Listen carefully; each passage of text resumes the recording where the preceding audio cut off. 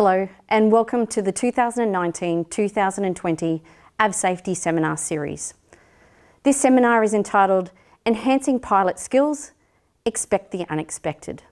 The reason we've used the title Expect the Unexpected is to hone in on those skills and practices that help us to prevent those unexpected events occurring either prior or during flight, and to think about those human factors that affect us when we're making those decisions.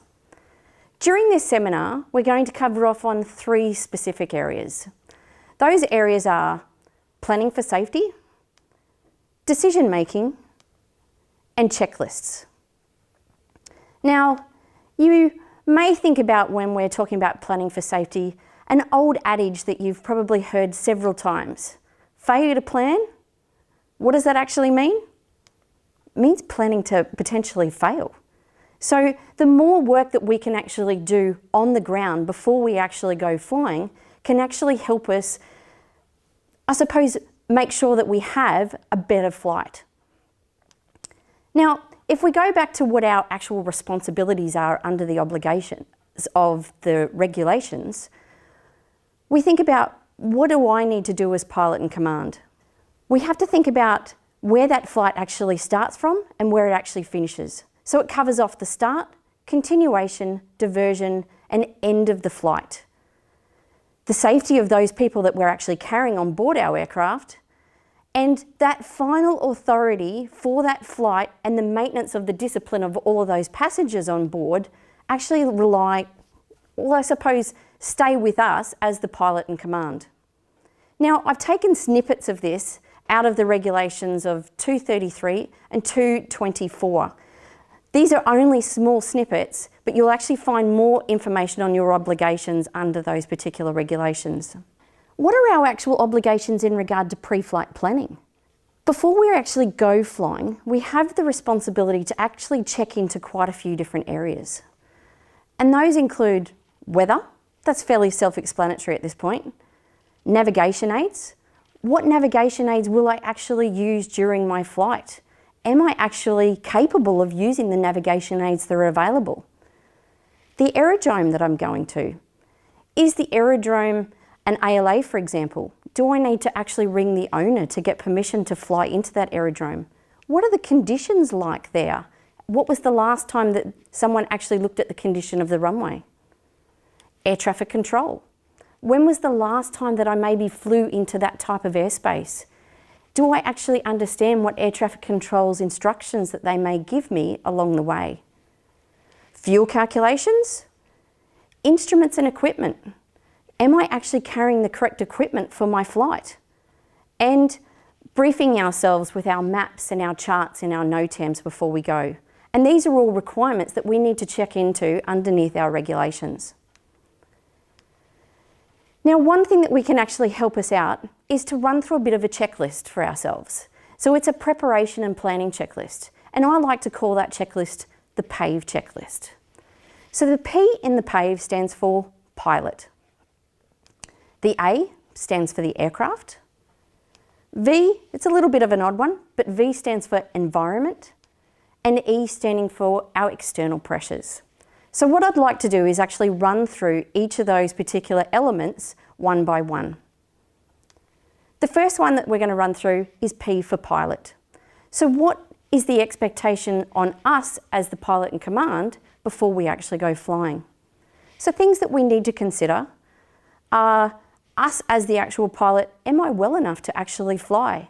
And you may have heard the acronym I'm safe, or looked at one of CASA's pre-flight personal minimums checklist to understand what we need to consider about ourselves. Currency.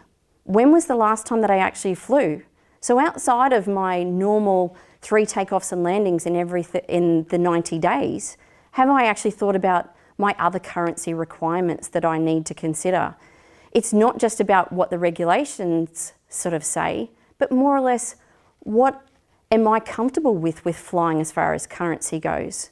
Those that are more regular up in the air may not be thinking about that currency as much as maybe those people that are leaving it a few months between each particular flight. General competency. So general competency is an interesting one. You may have a single engine requirement or endorsement under your Part 61 licence. But if you go and fly a Cessna 172, that may not necessarily mean that you can go and jump into your Piper Warrior to go for your flight. Those aircraft may have different systems, they may have different speeds that all need to be considered, and whether you're actually competent to be able to manage a different aircraft type. Fatigue. So have I had a decent night's sleep? Medication, whether that be actually prescribed medication or medication that's received over the counter from the chemist. And illness. How well am I able to be able to fly? As you may be aware, sometimes when we suffer from colds and flus, it can impact on the way we actually think. So let's move on now to the A for aircraft. What other things do we need to consider about the actual physical aircraft that we're getting in to fly? So we might think about airworthiness, our maintenance release, making sure that we've covered off on all the things that we need to review on the maintenance release. Its serviceability. Have I actually conducted my daily pre-flight inspection? And for those of you who actually fly regularly, how often do you maybe go and do a post-flight inspection to make sure that nothing has occurred during flight to our aircraft? Fuel, weight and balance, instrumentation, and we covered off a little bit on instrumentation earlier, and then equipment.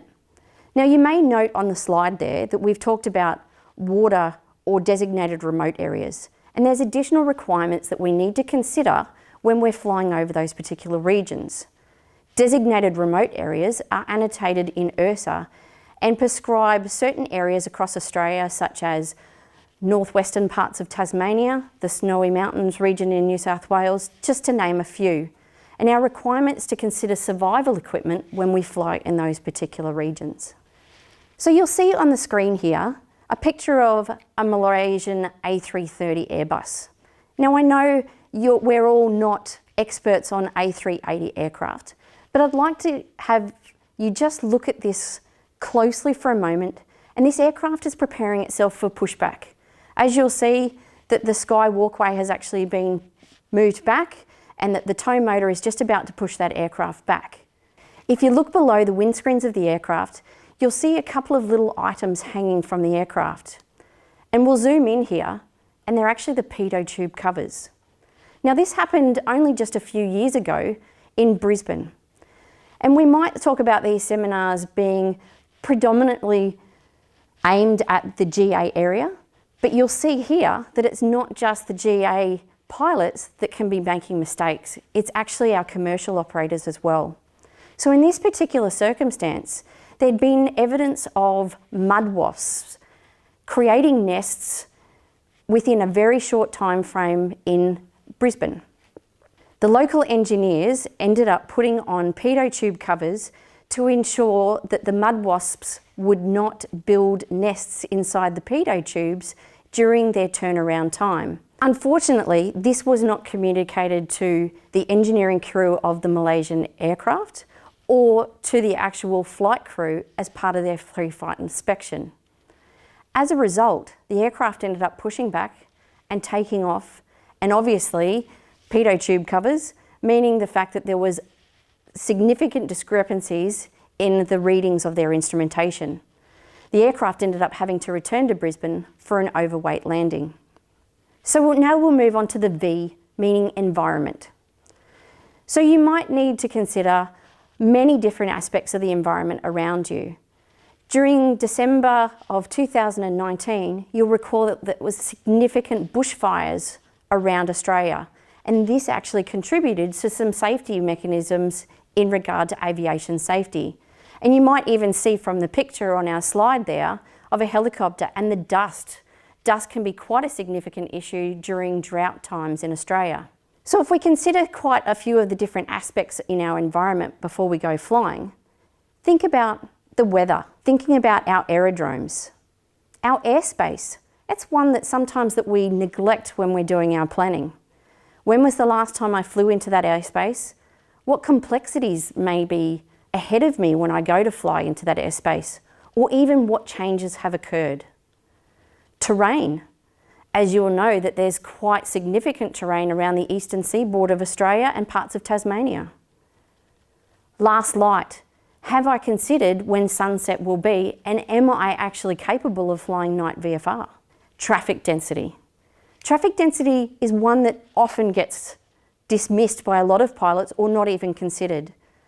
Traffic density we need to consider, especially for those of us that may not fly very often or are uncomfortable in significant levels of traffic. When we head off to airports, there might be lots of students in the circuit. There might be large airliners that come in at certain times of the day.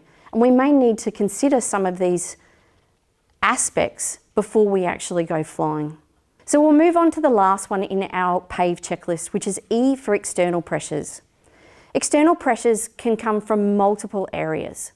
So we consider lots of different aspects, one being stress. Stress not necessarily just for the flight that we're undertaking, but our own personal stress that we bring with us from maybe our home environment or our work environment. Passengers. Do I potentially have the pressure of getting my passengers to a destination by a certain time? The culture of our flying community. Deadlines. Expectations that maybe we put on ourselves or that other people put on us to perform. That sense of pride. We've often heard the get there-itis. Having no plan B, and we will talk about having a plan B later in our seminar, and obviously timetables. You can find each of these areas covered on our personal minimums checklist that you can order from the CASA online store or is available in the flight planning kit. So planning isn't that hard. Having a plan B, C or D will help you anticipate several things. It can help you anticipate weather changes, whether I may need to divert in flight. Have I catered for that? And that may mean considering all potential landing areas along my flight route. Airspace. So will I actually prevent myself from having airspace infringements or being unfamiliar with the places that I'm actually flying to? And lastly, fuel requirements. Making sure that I actually meet those fuel requirements, not only for the regulations, but to ensure that I have a safe flight. So the question that we need to ask is, why don't some pilots plan? The first one we'll talk about is stress, and we covered stress in that external pressures of our PAVE checklist. So stress may be from conflicting goals. It could be that stress of, I need to get there, so I don't have time, and we'll cover time very shortly. That time portion is maybe self-imposed, or it could be a pressure that someone else is placing on us to get there, whether that be from passengers, maybe even from a financial perspective, that if we're flying for our company, to actually get to a location to conduct our business. Complacency. It's that whole, I can't be bothered, it's a regular flight, I do it all the time, so I don't actually need to do any planning because I do it all the time. Not knowing the rules. Often at many of the seminars we ask pilots whether they're familiar with the new fuel regulations that came in around about 18 months ago. And oftentimes it's not understanding those rules and knowing what their requirements are for actually planning. What has actually changed as far as legislation or regulatory wise that I need to know in order to plan safely for my flight? Electronic flight bags and unauthorised use of GPS. Now these are fantastic pieces of equipment, but unfortunately sometimes they get overused. They give us fantastic situational awareness, but sometimes our over-reliance on technology, especially if it fails in flight, can actually be our undoing. So it's considering what backups do I have if I am relying on my electronic flight bag or my GPS? And no connectivity. That relates back into our last point about electronic flight bags and GPSs. Do I actually have the connectivity to be maintained throughout my flight? So what are the consequences of not planning? We're going to cover 4 case studies here in 4 different areas. Those areas we're going to cover are weather, fuel, weight and balance, and airspace. Now, We're using case studies from both Australia and New Zealand. The Australian Transport Safety Bureau have provided us with a number of examples that we can use here to consider. However, as we go through these case studies, we use these as a learning tool, not to make judgment on those people involved in the actual accident or incident, but more to learn from what occurred, and so that we don't necessarily make those same mistakes in the future. One of the main causes of accidents in Australia is weather-related. The Australian Transport Safety Bureau, or the ATSB, has provided us some data in regard to weather-related incidents. Between 2009 and 2019, there were 101 reported incidents of VFR aircraft in IMC. Now they estimate approximately 1 in 10 aircraft will result in a fatal accident as a result of VFR aircraft flying into IMC. Now these accidents can potentially be avoided due to planning on the ground before flight. Our first case study is of a Cessna aircraft based at Southport in 2017. The pilot was hoping to get the aircraft maintained as part of its 100 hourly in Ballina. Now the pilot was a private pilot, had around about 580 hours, and as I said, the aircraft was coming up due for its 100 hourly. It was due to expire in the next couple of days. In the days leading up to the accident, as part of the attempts, there had been very bad weather around southeast Queensland.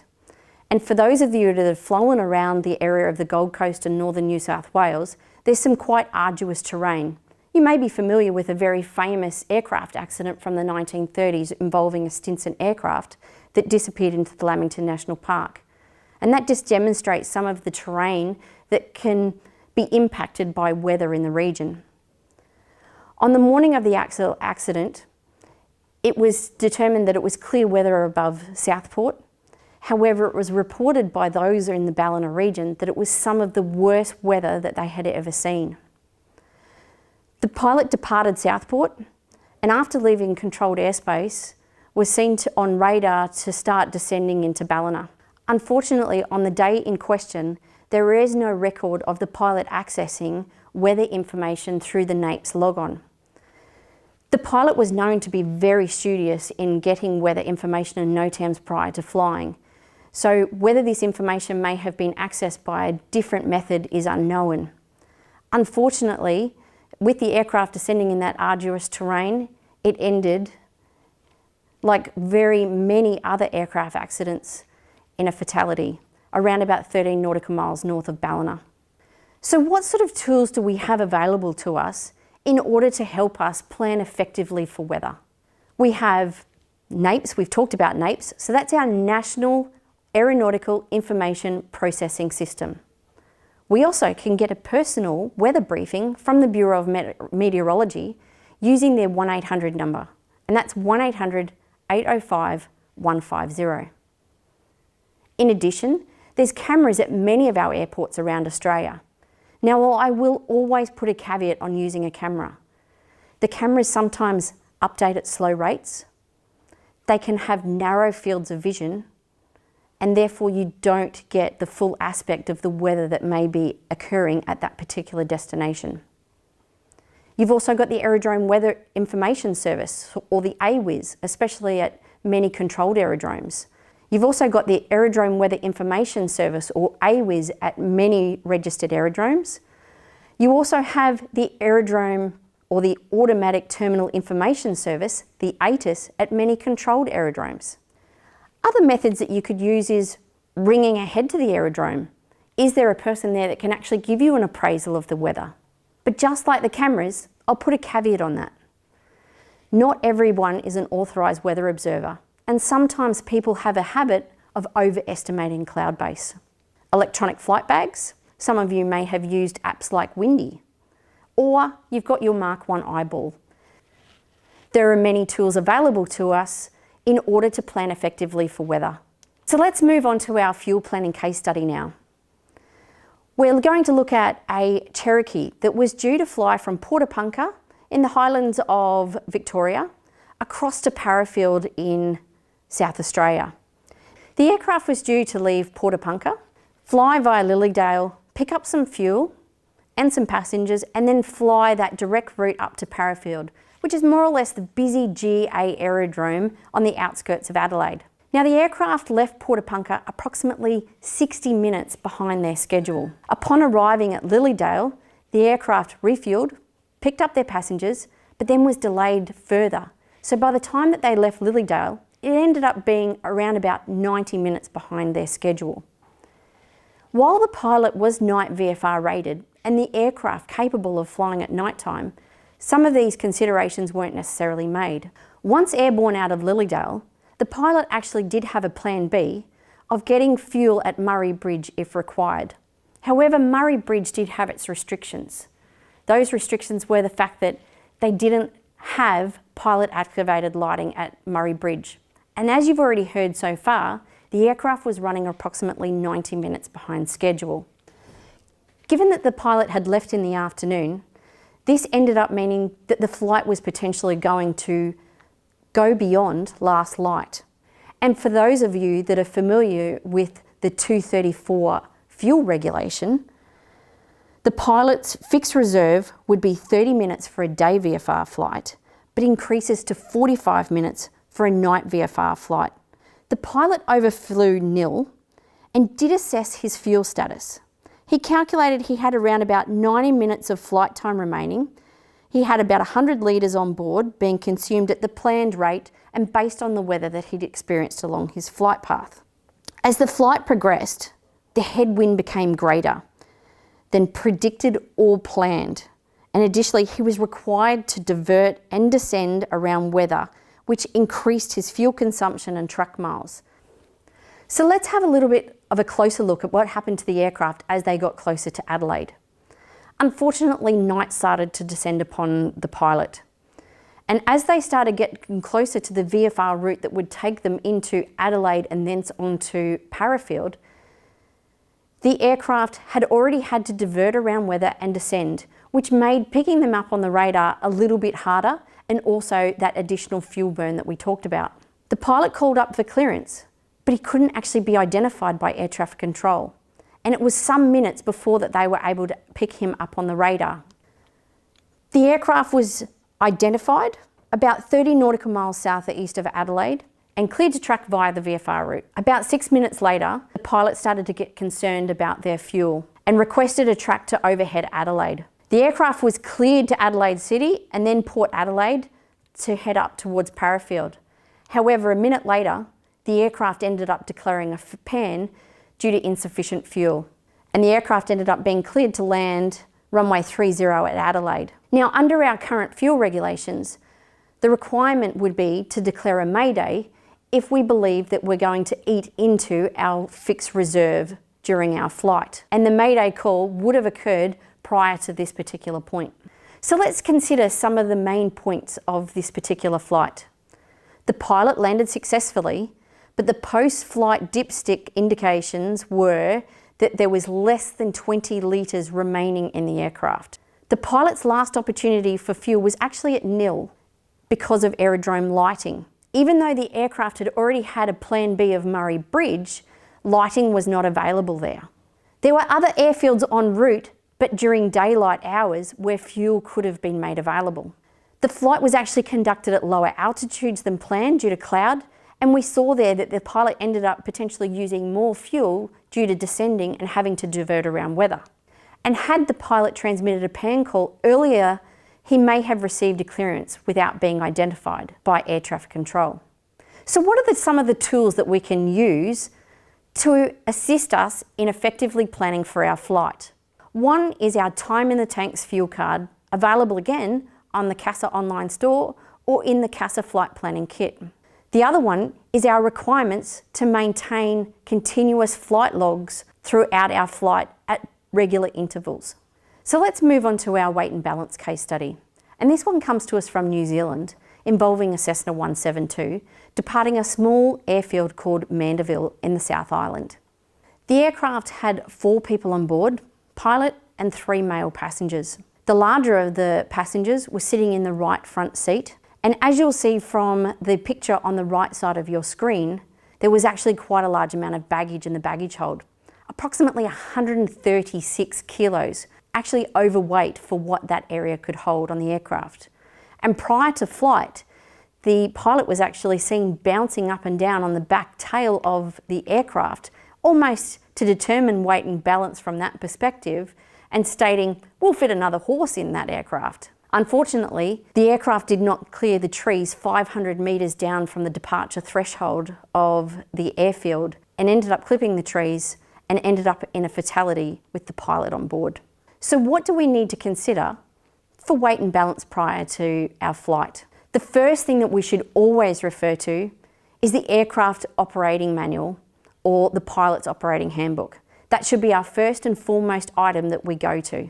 We also have our flight planning kit, again available on our CASA online store, our VFRG, which is also available online, and passenger briefing cards.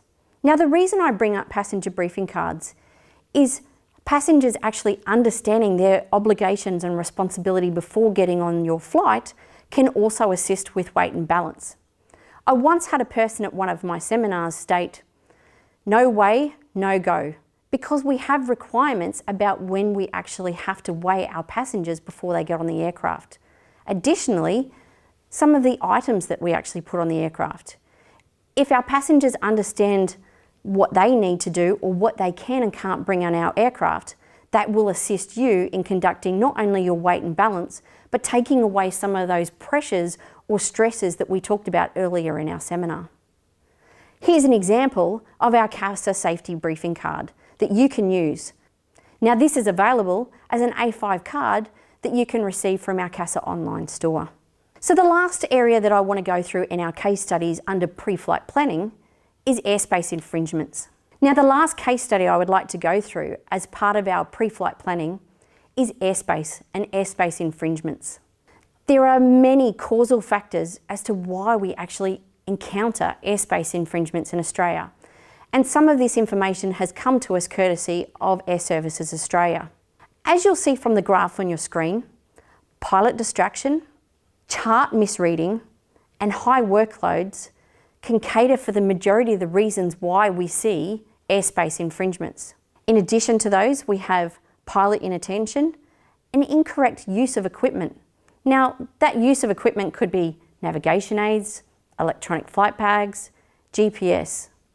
There are many reasons why we may have airspace infringements, but our planning can actually help us prevent those from occurring. Now, this particular graph on our screen talks about where we actually see the majority of our airspace infringements, and commonly it comes from the private pilots. As you'll see on the graph in front of you, the biggest contributor towards airspace infringements is private pilots. But unusually, you'll see above there that commercial pilots are the second highest contributor to airspace infringements in Australia, followed by solo training flights. There has been some data drawn on the experience levels of those pilots that have been involved in airspace infringements. And you'll see from the graph on the right side of our screen, it's not normally our learner pilots or those with low hours that seem to be the main contributor to airspace infringements. It's actually those between 1,000 and 5,000 hours. And from the notes that I have here, the average is around about 3,000 hours for those pilots. So here's a little bit of a small case study for you about an aircraft that was leaving Bowen up in North Queensland, and they were heading down to northern New South Wales. They were initially going to be flying coastal to Shute Harbour, and then it's flying via Bundaberg down the coastline. Now, the pilot was not very familiar with the area. They'd only flown in that region twice in the last 2 years. The pilot was concerned that with low cloud near the coast and that high coastal terrain that we often experience down the eastern seaboard, that they may have needed to actually go a little bit further over water.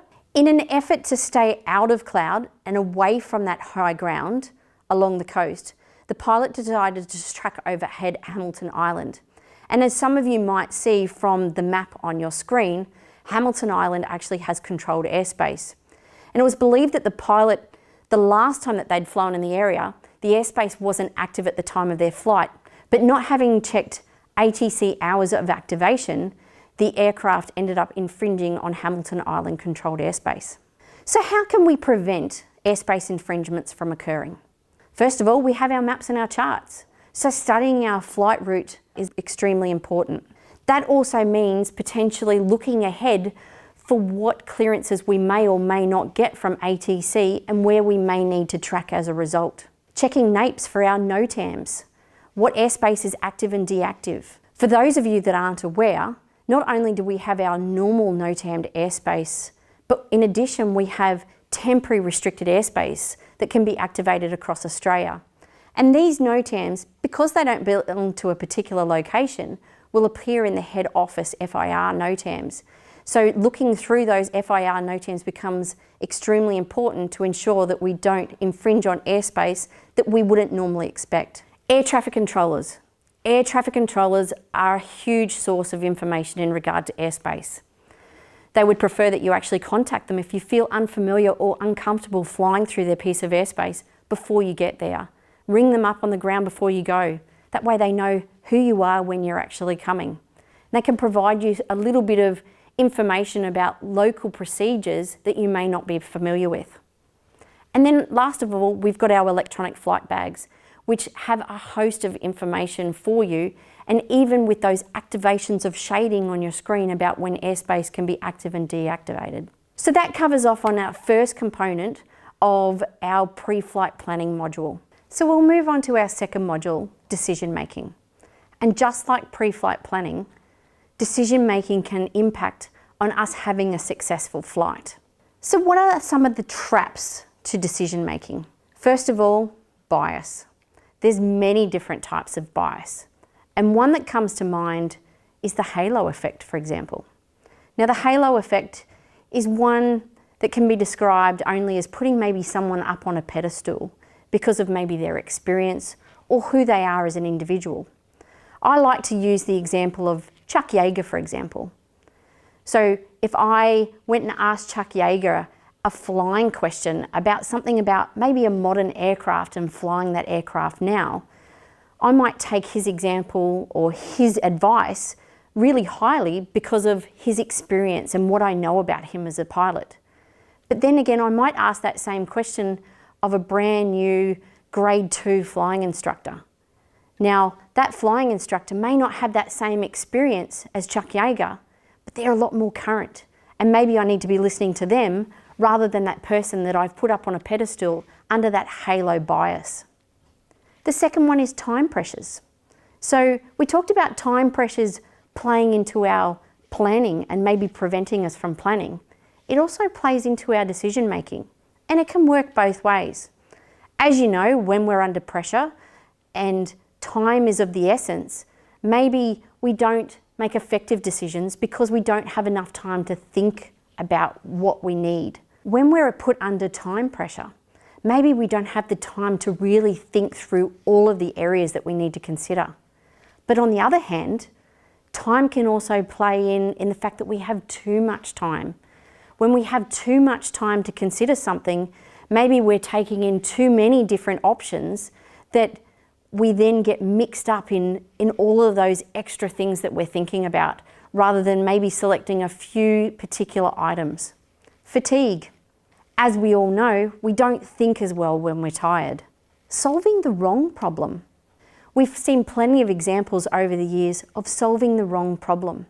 In Miami, for example, in the Everglades, there was an aircraft during the 1970s of an aircraft that had a light bulb for indicating its undercarriage, and that light bulb wasn't illuminating when the aircraft came into land.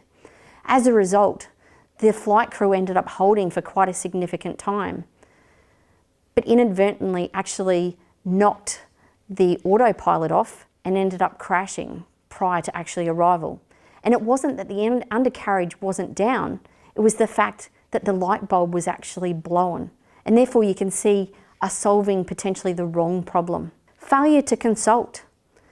Who do we actually have available to us to discuss some of the problems that are going on in our cockpit? Now, it's not so bad when we have multi-crews, or maybe we're actually out flying with our pilot friend. Sometimes maybe our passengers may actually think of something that we haven't considered as part of our problem solving. But what about when we're actually flying on our own? Are there resources or people that we can consult when we're out in those particular areas?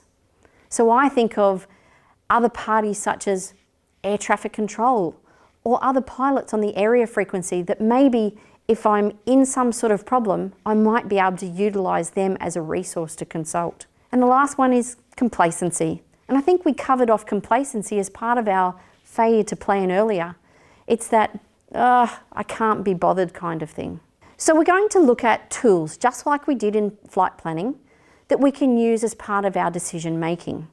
And the tool that we're going to use is called Pilot. And as part of using this tool, we're actually going to use a case study or a scenario that we've already looked at.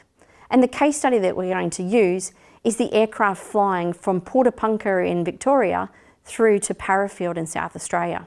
So let's walk through the pilot model and understand what it actually means. So P standing for pooling the facts. I is identifying the problem. L is looking for solutions. O is to operate. T is to take stock. And when you think about this, we almost do this intuitively. You think about the aviate, navigate, communicate. You can almost apply this to the pilot model. And for those of you that are familiar with decision-making models, you may be familiar with terms such as A grade or decide, which use similar principles to the pilot model. So let's break the pilot model down a little bit further. Pool the facts. What is our current situation? What is actually going on around us that we know of? Identifying the problem. What is actually the problems that are in front of me? And it doesn't necessarily just have to be one. What are the multiple problems that exist and how do I prioritise them? L is look for solutions. Given the current information, what can I devise as a plan and take action on? O, operate. Now I'm actually applying the plan. I'm putting it into action.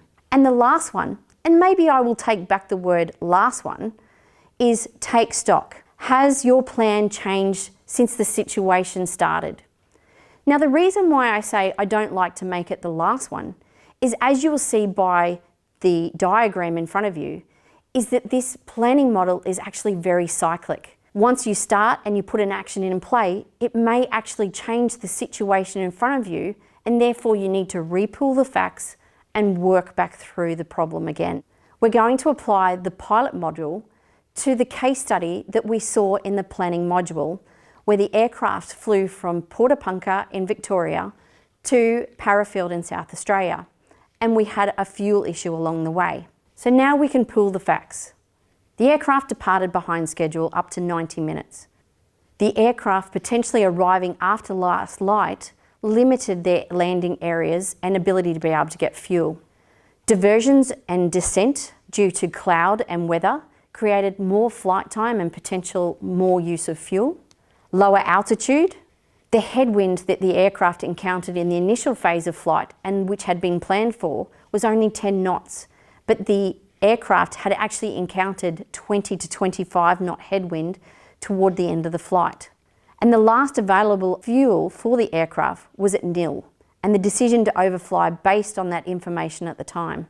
So if we move on to the I, we need to identify what the problems were as part of those facts. And these can be multiple problems, and we'll prioritise them. The late departure meant that last light occurred before the aircraft could get to Murray Bridge. No lights at that particular airfield meant that they were unable to refuel there. The higher fuel burn due to the lower level and weather avoidance since nil, that they took some time to actually get identified by ATC, and they were asked to remain OCTA for a significant period of time. They had insufficient fuel to be able to conduct their flight to Parafield. And that's probably the main problem that we can identify here, and that's why we've put the asterisk at the end. So let's move to our L in the pilot model, looking for solutions. Now there are many solutions that can be used here. However, we've just chosen a select few. They're not necessarily the best solutions, but they're used as an example. So one is to advise ATC of their fuel situation And while they made a pan call, under the current rules, that would be making a mayday call. The earlier the call is made means that ATC can provide assistance earlier, and maybe some track shortening or some priority. Ask for assistance in locating alternate landing areas, configuring the aircraft for maximum range, and considering a change of course due to lower terrain. So if we move on from looking for solutions, now we want to pick one of those solutions and we want to operate, putting one of those into play. So in this particular circumstance, we've chosen to fly the aircraft and configure it for maximum range. Continue high to Adelaide to give us best glide ability. And lastly, but as I said, it's not necessarily last if we're looking at our cyclic model, is to take stock. How has our situation changed? Keep the normal in the abnormal situation. Now, some of you might ask what that actually means. So for most of us, we have regular checks that we conduct throughout our flight. But sometimes when we've encountered some abnormal situations, some of those things aren't necessarily at the forefront of our brain. When we come into land, maybe we might run through a bump checklist. Or maybe if we're flying a retractable aircraft, that our undercarriage is in fact down when we're configuring our aircraft on final. That is keeping the normal in the abnormal by continuing to conduct those checks. Or in maybe this circumstance where the aircraft was landing after dark, is ensuring that we've activated the PAL. And then, as I said earlier, has my situation improved by taking the actions that I have? Or has it actually changed my situation, and do I need to consider further actions? Most of the items that we've covered in the pilot model are fairly intuitive, and you probably conduct these things without even knowing it. All we've done there is take the opportunity to break it down and make you think about each of those particular steps for next time that you go flying. We'll now move on to the last module of our pilot seminar, and that's checklists. As you'll see from the picture in front of you, this was from October 30, 1935, in which a Flying Fortress crashed, killing both pilots. A number of other people on board the aircraft survived, however had injuries. Now, you'll see from the news article statement on the side of the screen there, it says, "Too much plane for one man to fly." But what actually came out of the investigation from this incident was not so much that it was too much plane for one man to fly, but one, that the control locks had failed to be removed from the aircraft before takeoff. And number two, there was further consideration of how complex aircraft were starting to become, even for two very experienced test pilots, and that something needed to be done. And that was the introduction of checklists. Now, this happened back in 1935, and you would think that we've moved a long way since then. But I'm now going to fast forward 83 years to December 2018. On this particular occasion, the pilot failed to remove the control locks from their aircraft and didn't complete their pre-takeoff checks, so moving freely. The pilot was actually not in the habit of using control locks in this particular circumstance. And the aircraft had just been serviced, and the engineer had taxied the aircraft back to where it was actually being refueled and installed the control lock in the aircraft. Now, you may think back to something else that we've talked about already during this seminar, where someone had decided to put something on an aircraft but didn't actually advise the pilots or those involved with the aircraft. Remember the Malaysian Airlines aircraft in Brisbane with the pitot tube covers? We've got a similar circumstance with lack of communication. The pilot was delayed and the fuel bowser had become unserviceable. And when the pilot eventually taxied for departure, the pilot was actually concentrating on their flight plan on their iPad at the particular time. So now we're hitting on points that we've already seen in some other scenarios throughout our seminar as part of our pre-flight planning. The pilot in this circumstance then attempted to take off with the control lock in place, and this was the outcome. Now let's look at this in regard to James Reason's Swiss cheese model. As part of James Reason's Swiss cheese model, Reason defines organisational accidents as situations in which latent conditions, arising mainly from management decisions, workplace practices, cultural influences, combine adversely with local triggers or events. So things like weather, location, workplace conditions, equipment failures. And in addition to that, with active failures. So maybe the actions of the individuals, errors, procedure violations, committed by the individual teams at the sharp end of the organisation to produce the accident. Now, if we have a look at this particular accident in relation to James' reason model, we look at those latent conditions that occurred on the particular day. The pilot did not use the control lock, and the control lock can actually be inserted upside down on some aircraft, and we'll look at an example of this very shortly. Some of the local conditions that combined with this was that the fuel bowser was US, so maybe there was a stress then placed on the pilot. There was a short taxi distance between the fuel bowser and the actual runway. It was a good weather day. And as you know, sometimes in good weather, we become complacent. Some of the actions of the actual individual that contributed to this were the engineer installed the control lock, not the pilot. And the pilot was using the electronic flight bag whilst taxiing. All of these then led to the holes in the Swiss cheese lining up, leading to the accident. So if we look at the barriers then that can be put in place, one of those is checklists, ensuring that the control lock is actually not in place, control checks, and then planning prior to the actual taxi process. And these could have all been barriers to prevent the accident from occurring. Now, I said that the control lock can potentially be inserted upside down. Take this picture of a Cessna. If you have a look at the picture on the left side of the screen, can you actually see the control lock? You can see a very small portion in between the actual control column there. Now, what about the control lock here on the right side of the screen? It's a lot easier to identify. And what it actually does is prevent us from accessing those key areas of the aircraft so that we actually can't start the aircraft. So why are we actually discussing checklists? We've already determined that they assist in creating a barrier to accidents from occurring. If we look at a recent Australian Transport Safety Bureau case of the King Air that departed from Essendon, in this particular situation, the rudder trim was not set to its correct location. This photo shows the rudder trim of the Beech 200 King Air. For takeoff, the trim settings should be neutral. Use of the rudder trim is required during single engine operations, and the Beech 200 at Essendon was found to have the rudder trim in full nose left position. During takeoff, the rudder would have become more effective, increasing the effect and thus requiring greater input from the pilot. After becoming airborne, the aircraft was observed to be in a substantial side slip prior to collision with the DFO buildings at Essendon. The investigation could not determine when the rudder trim was set to full nose left. However, it is seen that on the checklist it appears numerous times prior to takeoff, and therefore a significant part of the checklist. I now have a video for you to watch.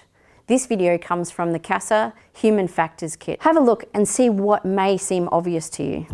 How many different components can you identify on the workbench during this conversation between a pilot and engineer?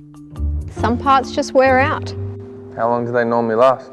A long time with the correct maintenance, but some bits get replaced when they reach their service life. It's about wear and care. Time, data, and good maintenance.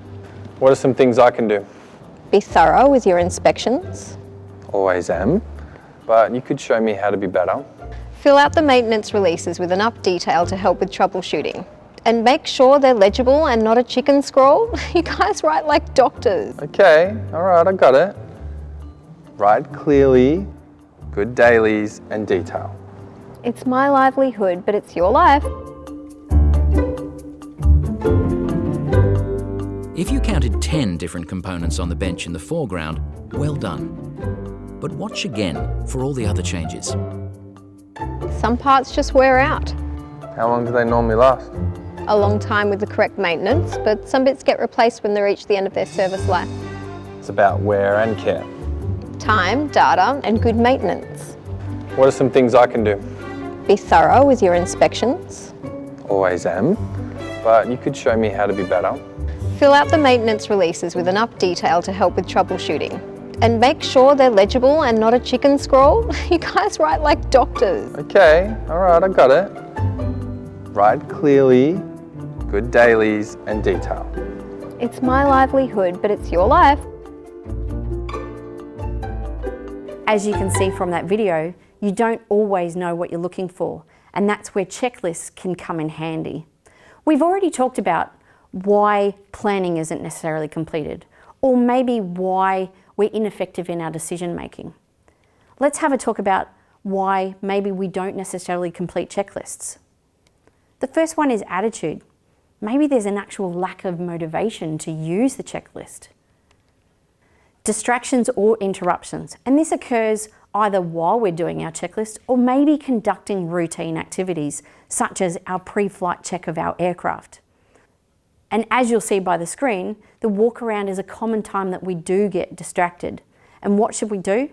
Start from the beginning, because we don't necessarily know where we stopped. Expectations and perceptions. So maybe there's a thought out there that my passengers will ask, why am I actually using a checklist? Shouldn't I know what I'm doing? Or the perception that, hey, I'm a fairly experienced pilot. I know all the things that I need to follow. But have we maybe forgotten something? Time pressures. Do I have enough time to actually do this? No, I need to get in the aircraft and go. And we've already talked about the get there-itis. So let's now talk about when you would expect to rely on maybe those memory or routine items rather than using a physical checklist. And those times may be when we're in an emergency situation and we're carrying out critical initial actions or those memory items, nose down, change tanks. Or maybe it's just in those normal circumstances of we need to go around. There's not enough time to actually pull out a checklist, so therefore we're powering up down the runway and carrying out our normal routine. Or maybe it's physically impossible. And a perfect example of that is our helicopter pilots, where both hands are actually in use in order to fly the aircraft. So checklists, they're a great idea. They're a final defense and they come in many forms, as we've just seen. They're not necessarily just the physical piece of paper, but maybe they are looking left to right in our cockpit, working through those particular memory items that we've just discussed. So in summary, let's have a look at what we've covered during the seminar. We've looked at planning for safety, taking the time to plan, helping us expect the unexpected, thinking about what the consequences are and what tools that we can actually use, and our responsibilities as pilot in command. Decision making, having a plan B. When in doubt, using maybe that pilot decision making model that we talked about. And finally, checklists. They're a great idea. They save lives and they're at final defense. And you can't remember everything. I'd like to take the time to thank everyone for participating in the seminar, and hopefully you'll join us again soon in the next of our seminar series.